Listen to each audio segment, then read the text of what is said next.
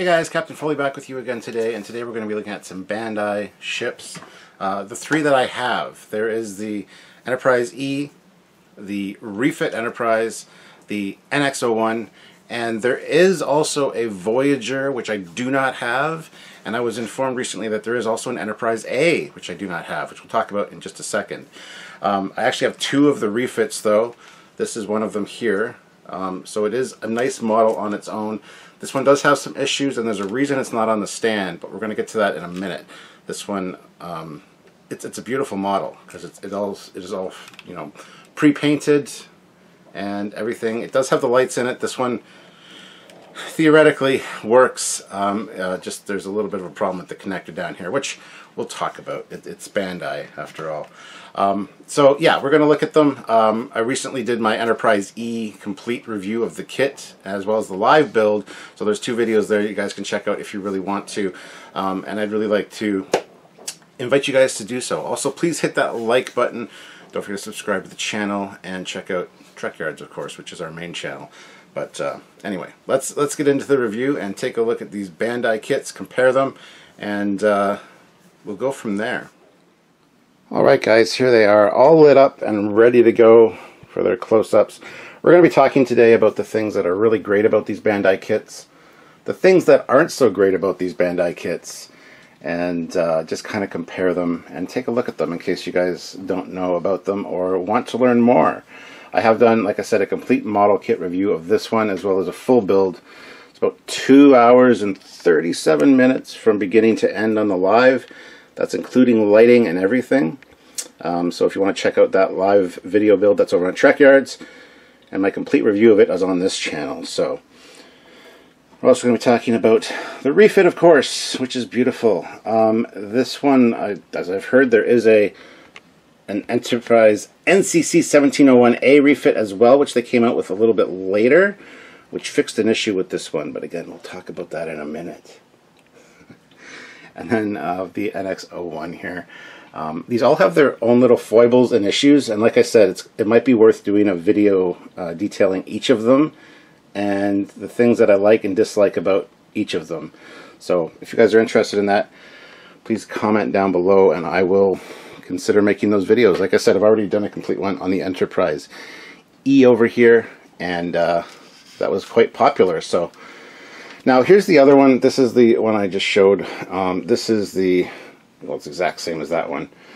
This is the first one I got, and I had some issues with it and learned a lot of things, which we will get into in just a minute here. But there's a reason this one isn't on the stand, as I said, and we will talk about that. So, all right, so let's actually turn out the lights right now so you guys can get a sense of what they look like all lit up, because they are lit up, but it's way bright in here. So we will take a look at them in a little bit better, well, darker lighting, maybe worse lighting. I don't know how you want to say that.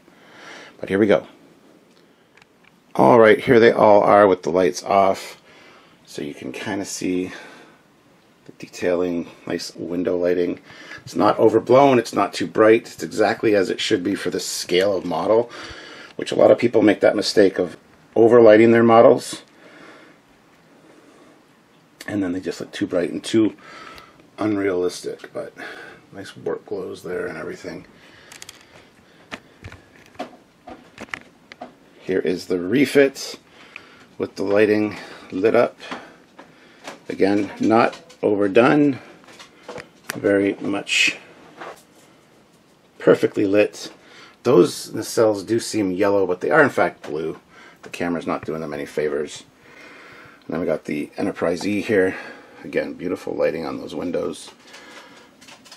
And like that lighting is just beautiful. So now let's look at each one of them individually and talk about any issues they may have. First up, let's look at this NX-01. The lights are on, guys, but as you can see, and it's brand new batteries, the lighting doesn't show up the best in a lot of conditions, but it is on, as you can see. But anyway, yeah, the detailing on these is phenomenally awesome and accurate. Really nice markings, Little details like these little crystals glow blue, as they should. Hey, I can see, just do that to see. But yeah, you get the, see the lighting through there. This deflector was always a problem. It never sits quite straight. It's a flexible, like rubbery kind of plastic as well. So it's flexible, which is part of the problem. But went together fairly well.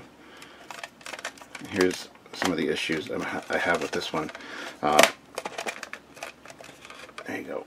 There is a piece that goes in here for when it's on the stand. However, it doesn't fit properly when the stand's in there, so that's why it's not in there. That's why there's that big glowy part there that shouldn't be there.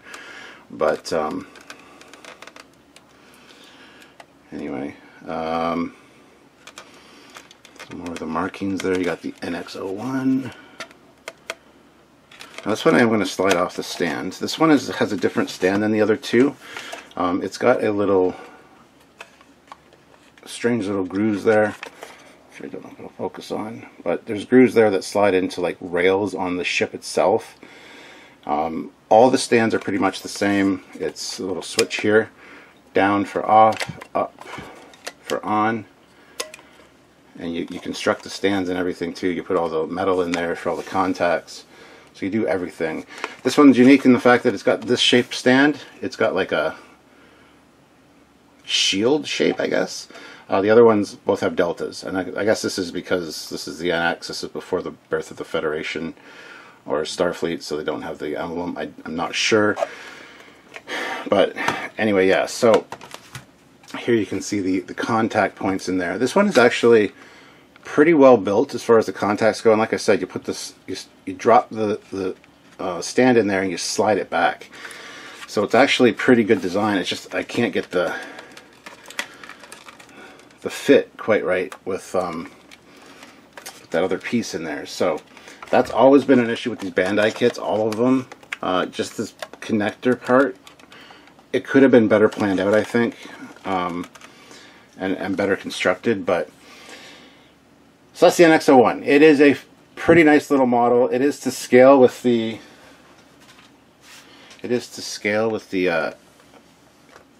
refit. So that's one of the nice things about it. Of course, the Enterprise E is not to scale, but these two are, which is a nice added feature that a lot of people really love about the Bandai ships. And yeah, it just looks good. So what we're going to do now is take a look at it with the lights off, show you some of the lighting up close, and go from there. And here it is with the lights off. As I said, lots of really impressive... Oh, see, that's the problem. The loose connection. There's those impulse crystals glowing nice. I love the warp grills and the Bizarre collectors. The deflector lighting is really nice and inset. Like I said, not blown out lighting. It's actually very well done. Except with that piece there missing, you don't have, and yeah, the connectors aren't tight all the time, so it fades. But with that piece missing, and you think you put that piece in, it would seat this properly and keep it held in place, and it would, but the piece doesn't fit in, which had an issue with the Enterprise E one as well, which we'll talk about in just a minute. But yeah, there you go. That's the NX01 designed by Doug Drexler, and it looks really good in the dark. It really does. The lights on it look fantastic. Like I said, not too blown out, not too overbright, which is a lot of issues that modelers have, I think. And no, it's a very good one. So, but now, shield your eyes, because the lights are going to come back on, and we're going to look at the refit. Alright, here is the refit. Again, looking phenomenal. The details, the markings, it's even got a little bit of a pearlescent sheen to it, which you can only see in certain lighting. I can't even really get a... It's hard to see through the viewfinder as well if you can see it, but there are the warp grills. They are blue, but they do appear a little bit yellow on camera. They're not a bright blue. They're not as bright as the deflector, but there's a reason the deflector is so bright, or bright blue on this one, which I'll get into. These ones, it's the same as the Enterprise E. The wiring goes up the strut, and this is like a sticker that goes over top, which doesn't really fit so great and doesn't really look so good. These are all snap together kits, no glue needed, but I did have to glue these nacelles for various reasons when I was building it. This can still be wobbly, this could still come out because I didn't glue that, just not snapped in properly right there.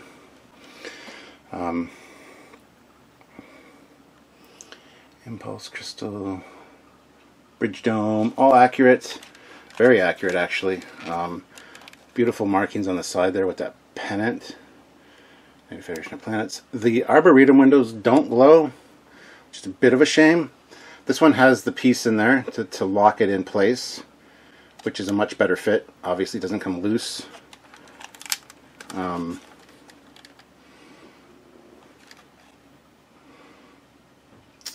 Enterprise. Nice neck markings as well. Lower registry. And this is a bright blue. And the reason this is a bright blue is because this one originally, people complained because it's actually a clear deflector, which glows yellow. But I mean, that's not yellow, but like a normal white, like all the other lights. I didn't like that. A lot of people didn't. That's why they made the A, apparently. The A, they replaced this with a blue one. But mine is blue because I used Tamiya clear blue paint to paint it. And it looks wonderful. I wish that the nacelles were the same color blue. But if I painted Tamiya over those, because they're already a light blue clear plastic, I don't think I would get the same effect, so I didn't want to risk it. So that's that one. This one had a few issues being built, which the reason this is my second one. Here is my first one. Now, looking the same, obviously, it is exactly the same. There's the clear deflector. I didn't paint this one. It's just clear plastic. But this one, as you can see, broke when I was putting it together because the inner parts that actually channel the lighting are... It's a tough fit to get these on top, let's put it that way. So this one did break. There is pieces as well. You can take them off the stands. You can take them all off the stands and just put these on so you can hang them. Of course, they don't light that way because there's no power source, but you can see that those are both on. They all come with that, so you can display them on or off the stands. You got the 4 360 phasers at the bottom there. Really nice copper detailing as well. They look really nice in dark blue when they're not lit, those inner chiller grills. These ones actually went together a little bit better as far as the stickers go. This one's a little bit wonky, as you can see. But yeah, the other issue is, like I said, I had to glue some of these. You can see here how tight the fit is. Like, that doesn't quite line up. It lines up better on the other one, but this was a rough build because both these pieces broke. Mainly because I was a bit of an idiot too and kind of forced them when I shouldn't have, but also because I used glue. I got some glue on the hull and that smudged the banner on this one, which of course I was not happy with. So you got to be careful what kind of glue you use, or if you get it on the, you can still see my fingerprint embedded in there. You got to be careful what kind of glue you use and not to get it on any of the markings should you choose to glue them. And a lot of people do glue a lot of the seams because there are a few issues, especially with the fit on the secondary hulls, even on the E, where it doesn't quite go together. A lot of people just do a little bit of glue along the seam and just close it up. So, but I love the duck egg blue of the around the deflector there, as well as the strong back, as it's called. Right in there. Duck egg blue, that's the color. So yeah, so I bought this one and had issues putting it on the stand and everything. It does light up, but one of the connectors in here is actually broken because, as I said, the connector pieces on these are an issue, 100%. So you have to bend them a little bit so they make contact. Same thing with the Enterprise E. But I learned my lesson with this one because I actually bent this one too far, snapped it off. So there's no way to actually weld that back on because it's just a little piece of metal coming out now. It doesn't fold over in an L shape. So it can't connect with the stand. So the stand is well, this part is essentially useless. There's probably a way to fix it. I don't know how. I don't think soldering would necessarily work. So you gotta be careful with these. Like I said, connecting them to the stand is a bit of an issue on all of them. Also, these pieces right here that just slide in as part of the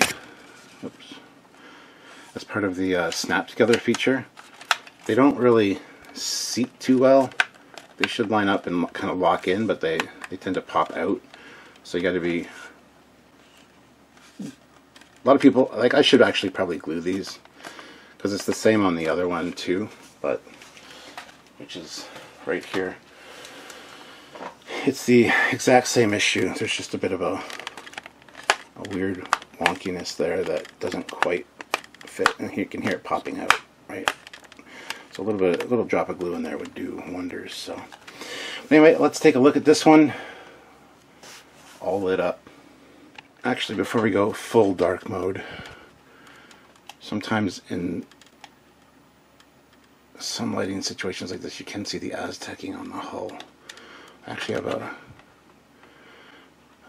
couple pictures over the years that just, in certain lighting conditions, you can just see the Aztecing, and I might put a picture of that up if you can't see it here, but anyway, alright, it's time for dark mode.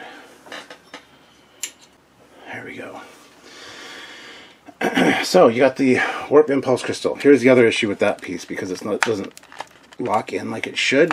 You get light leaks. But there's the bridge. This doesn't have self-illumination, so you can't see the registry number. It doesn't have the spotlight or the Raytheon lighting from underneath that would show that off. So that's one of the negative things about this. There you've got the chiller grills. Of course, you got the impulse engines there, which should be all red, and they are all red, but the camera really blows out the lighting around them. There's a little bit of white lighting on the top and on the bottom, and on the camera it really picks that up, but it is pretty much all red in person. But you can see the just love the windows, the way they light up there. You might be able to see some of the Aztecing here from that lighting as well, but there's the secondary hull. That beautiful blue deflector thanks to Tamiya clear blue paint. Or the internal lighting. Those window lights look really good. The other side of the hull. Yeah, there you can see some of the Aztecing. That looks pretty good. So it is there, and it's kind of pearlescent in certain lights. Like I said, it's a nice subtle. They did a really good job with it, actually. Again, I wish Bandai still had the license so that they could still make Star Trek stuff, because this stuff's pretty awesome. There it is. I love some of the angles of this when it's on a shelf. Problem is, you can't leave them on because they work on 3 AA batteries, and those burn out pretty quick. A lot of people have upgraded them, though. There's update kits for these where you can put like LED lighting in and actually have it plugged in, which is a really cool feature. The thing with the LED lighting, though, is, like I said, it's a little bit blown out, a little bit too bright, and kind of ruins the scale of the ship. So it's kind of personal preference, but even this one, as it flies by, you see some of the shines of the bulbs in there. Where the bulb actually is. There's actually like 2 bulbs in here, but like I said, there's a clear ribbing material or plastic under this outer hull piece, and that channels all the light all throughout. Like you got it in the neck here, and same with the saucer. They all have that. They all have like this clear plastic that's ribbed, so it channels light essentially. So ribbed for her pleasure. Yeah, you knew I was going to make that joke.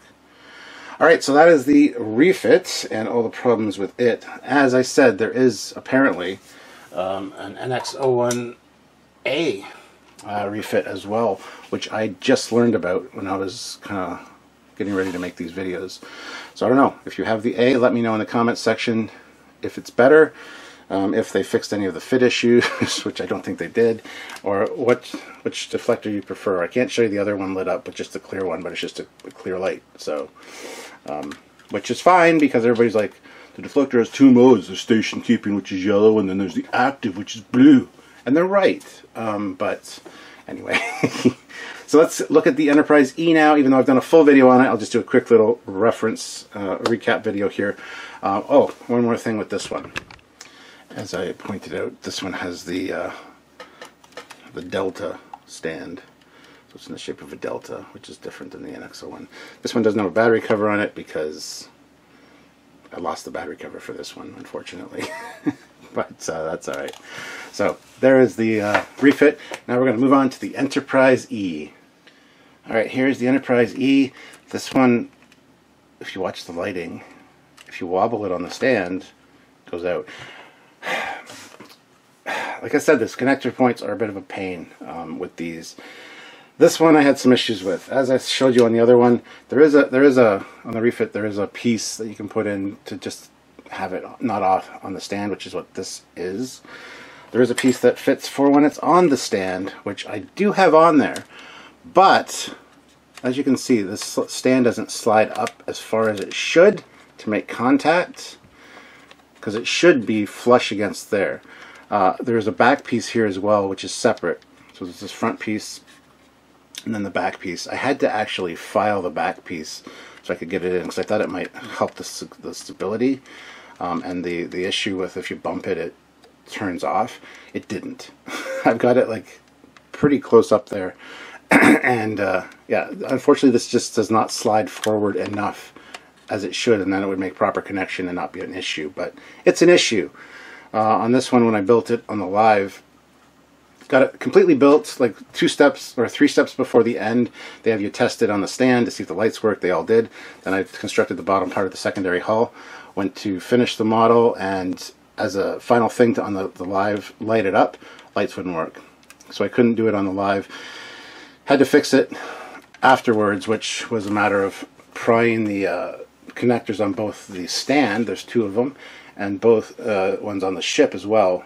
Prying them both, well, the stand up, the ship down, so that they would actually connect, which is a bit of a pain. But anyway, so yeah, like I said, I've done a complete video on this one, so check it out on the Captain Foley personal channel. I'll probably link it at the end of this video, but you can see all the beautiful details here. You can see the lights in there, a few spots. And the cells look really good. This is the same way. There's the channel for the lighting. There is wiring in there. Not lighting, but wiring, which you cover with a sticker. And the sticker isn't quite flat in a few spots. It's a small little niggle and a small detail, but anyway. So yeah, there is the NX, well, not the NX, oh my god, the NCC 1701E. There's the yellow deflector. I wish there was some black detailing on the deflector to kind of make it, you know, look a little bit more realistic, which I could add. I could add some black striping on there or something, but I might do that at some point. But anyway, so now you guessed it, guys, it's time to check it out with the lights off. And here she is in all her glory with the lights off. See the number of lights, windows in there, the impulse engines, the thing above the shuttle bay. Oh, see, problem with the stand, it's just loose. The nacelles, secondary hull lights, and there you can see that seam, which is a bit of an issue. I think it looks kind of cool. Could be like a sensor array or a shield emitter. So I'm going to leave it for now, but a couple drops of glue, like, or just a line of glue along there, would really seal that up. You just got to be careful what you use so you don't damage the paint. On the underside, you got a lot more beautiful light details. You can see some light leaks through the saucer rim here, which I didn't highlight on my review video because I kind of missed it. but you can see that there, 'cause it just doesn't quite squeeze together as good as it could. There's a deflector, secondary hull lighting, and those two red lights under there as well. Oh, see, just the stand, guys. It's all right. Well, you're not touching it or moving it or playing with it. It's fine. So there it is. If you want a more detailed look at this one, like I said, there is a complete review video for this model, which goes in a little bit more detail, which I will link at the end of this video. So, and that's it. That's it for the Enterprise E. Alright guys, so there you have it. The 3 Bandai kits that I have. In a little bit more detail, a little bit of a comparison, talking about the problems, the issues, as well as all the good things about them. They are fantastic kits. I highly recommend them, especially if you're not a model builder and can't really paint a model, but you want a nice detailed one. These are pretty easy to put together-ish, and the lighting is even really easy with the way they have it. Like I said, issues with fit and things like that, which are minor issues, but they're issues nonetheless, and I thought it was worth pointing out. I do want to get Voyager at some point, but that's going for about $700 on the secondary market these days. You can find Enterprise E for about, at a good price, $230, $250 US. Goes up from there though. I got this one at a really good deal. The refit is the most common, I believe, because like I said, there's this one and there's also the A. I wouldn't mind picking up an A at some point as well. Maybe trying my hand at rebuilding this one. But those are probably around $200 on eBay. And next one I haven't looked into, but I'm pretty sure that they're pretty common as well.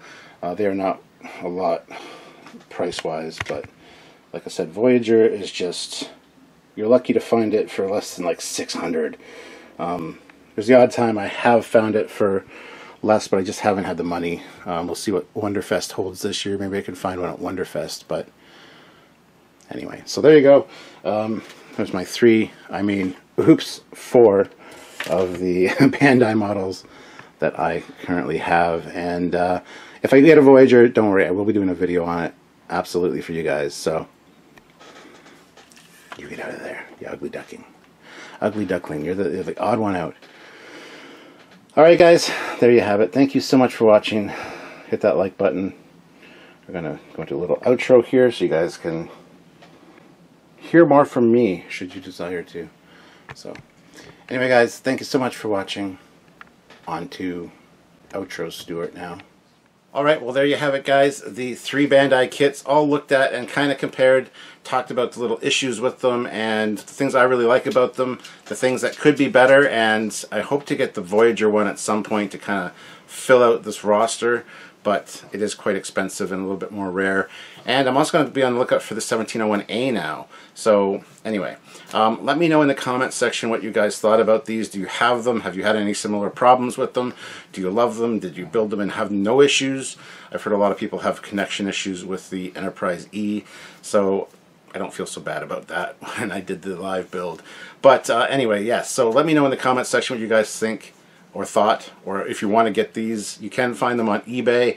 They are quite a few years old. Bandai does not make them anymore. They don't have the Star Trek license, but these were fantastic back in the day. I really wish Bandai would get back into making Star Trek models, because we need better Star Trek models and ships and things. So anyway, let me know in the comment section what you guys think. Please, like I said, hit that like button, subscribe to the channel, and also subscribe to the Trekyards main channel as well. And please check out another video by me also. Lots of content. I try to do regular weekly content now. So anything you guys are interested in, let me know in the comment section as well, and I will take a look at anything else in my collection. There's a lot more to me than just Star Trek, so definitely worth subscribing to the channel for that and just getting some variety. But yeah, anyway, like I said, do the things. Like, subscribe to both, and also check out another video.